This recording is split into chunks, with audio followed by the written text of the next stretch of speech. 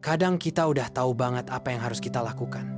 Entah itu belajar, kerjaan, ngejar mimpi, atau bahkan hal kecil kayak olahraga. Tapi entah kenapa, kita ngerasa harus nunggu momen yang pas dulu. Nunggu mood datang, nunggu situasi ideal, atau nunggu tanda-tanda yang kayaknya nggak akan pernah muncul. Masalahnya, momen yang pas itu seringkali cuma ilusi. Kita berharap suatu hari bangun pagi terus, tiba-tiba semangatnya penuh, semua hal beres, dan kita bisa mulai tanpa hambatan. Padahal kenyataannya, momen itu jarang banget datang kalau kita cuma diam nunggu. Semakin lama kita nunggu, semakin banyak alasan yang muncul. Sekarang belum waktunya.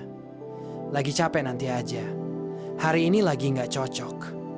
Dan tanpa sadar, hari demi hari lewat tanpa ada satupun langkah yang beneran kita ambil.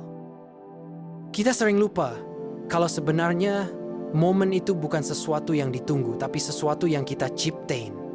Dengan langkah kecil yang kita ambil hari ini, meski nggak sempurna, itulah yang bikin momen jadi pas. Karena keadaan ideal itu bukan titik awal, tapi hasil dari proses. Bayangin aja kalau semua orang nunggu kondisi sempurna buat mulai. Mungkin gak akan ada penemuan, gak ada karya, bahkan gak ada kemajuan sama sekali. Karena setiap hal besar biasanya lahir dari situasi yang berantakan, bukan dari keadaan serba enak.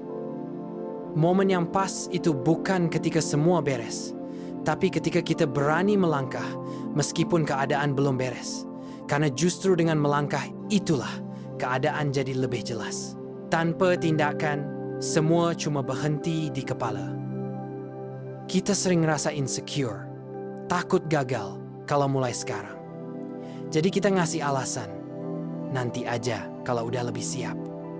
Padahal yang bikin kita siap, justru perjalanan itu sendiri. Siap itu bukan syarat buat mulai, tapi hasil dari keberanian buat mulai. Kalau terus nunggu, kita bisa ketinggalan banyak kesempatan. Waktu nggak peduli sama alasan kita, dia jalan terus.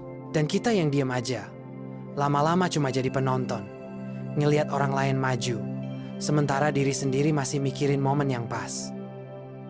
Lebih baik mulai dengan keadaan seadanya, daripada nggak mulai sama sekali.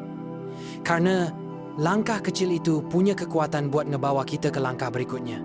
Dari sana, baru kita sadar kalau momen yang kita tunggu-tunggu itu ternyata terbentuk dari usaha kita sendiri.